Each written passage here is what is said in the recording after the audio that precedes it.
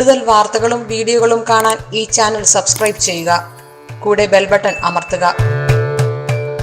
ഇന്നത്തെ എൻ്റെ ജ്യോതിഷ സംബന്ധമായ വിഷയം കാളസർപ്പയോഗം എന്നാണ്. കാളസർപ്പയോഗം കൊണ്ട് ഗുണവുമുണ്ട് ദോഷവുമുണ്ട്. ചിലവരെ ജാതകത്തിൽ അങ്ങനെ വരും, ഈ യോഗം ഉണ്ടാവും. കാളസർപ്പയോഗം എന്നാണ് അതിന് പറയുന്നത്. കാളസർപ്പയോഗം ദോഷമുണ്ട്, ഗുണവുമുണ്ട്. ജാതകത്തിൽ രാഹുകേതുക്കൾക്കിടയിൽ സപ്തഗ്രഹങ്ങൾ എല്ലാം നിൽക്കുന്നതാണ് ഈ യോഗം. അതായത് രാഹുകേതുക്കൾക്കിടയിൽ, ഇപ്പോൾ രാഹുകേതുക്കൾ ഇങ്ങനെ നിൽക്കുകയാണെങ്കിൽ ഇവരുടെ ഇടയിൽ അല്ലെങ്കിൽ ഇപ്രാവശ്യം എവിടെയെങ്കിലും ഇവരുടെ അണ്ടറിൽ നിൽക്കണം. അതായത് രാഹുകേതുക്കളുടെ വലയത്തിൽ മറ്റ് ഗ്രഹങ്ങൾ നിൽക്കുമ്പോൾ അതിനെ കാളസർപ്പയോഗം എന്ന് പറയുന്നു. അവരുടെ ഇതിൽ വലയത്തിൽ നിൽക്കണം, ഇങ്ങനെ ആ വലയത്തിൽ നിൽക്കുന്നത്. അതിനുള്ളിൽ ഈ രാഹുകേതുക്കളുടെ വലയത്തിനുള്ളിൽ അവരെ അടക്കി നിർത്തും, മറ്റ് ഗ്രഹങ്ങളെയൊക്കെ തടവിലാക്കും. മറ്റ് ഗ്രഹങ്ങളെയൊക്കെ രാഹുകേതുക്കൾ തടവിലാക്കി നിർത്തും. അതിനെയാണ് കാളസർപ്പയോഗം എന്ന് പറയുന്നത്. ജാതകത്തിൽ രാഹുകേതുക്കളുടെ സപ്തഗ്രഹങ്ങളെല്ലാം നിൽക്കുന്നതാണ് ഈ യോഗം. കാളസർപ്പയോഗം പലവിധമുണ്ട്. കാളസർപ്പയോഗം എന്നൊരു യോഗമുണ്ട്. അനന്ത കാളസർപ്പയോഗം, വാസുകി കാളസർപ്പയോഗം, ശംഖപാശ കാളസർപ്പയോഗം, തക്ഷക കാളസർപ്പയോഗം, പത്മകാളസർപ്പയോഗം, മഹാപത്മകാളസർപ്പയോഗം, കാർഗോടക കാളസർപ്പയോഗം. അങ്ങനെ പല വിധത്തിലുള്ള കാളസർപ്പയോഗം ഉണ്ട് ഒരു ജാതകന് വരാം. ഇത് വളരെ ആപത്തൊന്നും ഉണ്ടാക്കില്ല. ഇത് അങ്ങനെ നീ ഉദ്ദേശിക്കുന്നോട്ട് അത്ര വലിയ ആപത്തൊന്നും ഉണ്ടാക്കുന്ന യോഗമല്ല. എന്നാൽ ഇത് നമുക്ക് ദോഷമാണ് താൻ.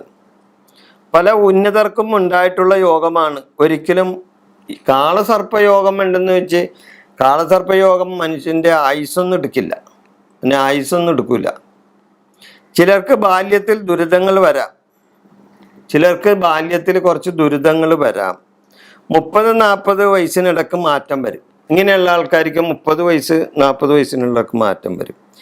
ഗ്രഹങ്ങൾക്ക് ശുഭത്വം ഇല്ലാതെ വരുന്നവർക്കാണ് ദോഷം കൂടുന്നത്. ശുഭത്വമുള്ളവർക്ക് ഗുണമുണ്ടാവുകയും ചെയ്യും. ഗ്രഹങ്ങളുടെ ശുഭാശുഭങ്ങൾ പ്രകാരമാണ് ഇവരുടെ ഫലം കൂടുതലും കുറവായിട്ട് കിട്ടുന്നത്. കാളഹസ്തിയിലെ രാഹുകേതു പൂജ നല്ലതാണ്. എല്ലാവർക്കും അത് സാധിച്ചെന്നും വരില്ല. കാളഹസ്തി നമ്മൾ തിരുപ്പതിയിലൊക്കെ പോകുമ്പോൾ അവിടെ നിന്ന് കാളഹസ്തിയിലൊക്കെ പോവും ഇല്ലേ? കാളഹസ്തിയിൽ രാഹുകേതുക്കൾക്ക് പൂജയുണ്ട്. കേരളത്തിൽ അങ്ങനെയുള്ള പൂജയില്ല. വളരെ ഉണ്ടെങ്കിൽ തന്നെ പല ക്ഷേത്രത്തിലും പല അപൂർവമായിട്ടുള്ള പൂജ ഉണ്ടാവുള്ളൂ. പിന്നെ എൻ്റെ അറിവിൽ ഇതാണ് കാളസർപ്പയോഗത്തിന് ഏറ്റവും പ്രമാദമായിട്ടും ഏറ്റവും നന്നായിട്ടും ചെയ്യുന്ന ഒരു പൂജ അത് കാളഹസ്തിയിലാണെന്നാണ് അറിവ്. അപ്പം എല്ലാവർക്കും ഈ കാളസർപ്പയോഗം ഉണ്ടായെന്ന് വരില്ല. ഉള്ളവരുടെ കാര്യമാണ് ഞാൻ പറഞ്ഞു. ഇവർ ശിവഭജനം നടത്തണം, ഓം നമ ശിവായ ചൊല്ലണം. ഓം നമ ശിവായ ചൊല്ലണം. ദിവസവും ഇത് ചൊല്ലണം. നാഗക്ഷേത്രങ്ങളിൽ പതിവായി ദർശനം നടത്തണം. ഈ കാളസർപ്പയോഗമുള്ളവർ നാഗക്ഷേത്രത്തിൽ പതിവായി ദർശനം നടത്തണം. രാഹുകേതുക്കളുടെ സ്തോത്രങ്ങൾ ചൊല്ലണം.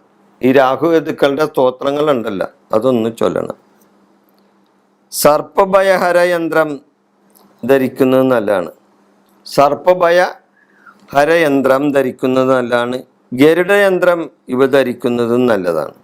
സർപ്പഭയഹരയന്ത്രം ധരിക്കുന്നതും നല്ലതാണ്. ഗരുഡയന്ത്രം ധരിക്കുന്നതും നല്ലതാണ് ഈ കാളസർപ്പയോഗമുള്ളവർ.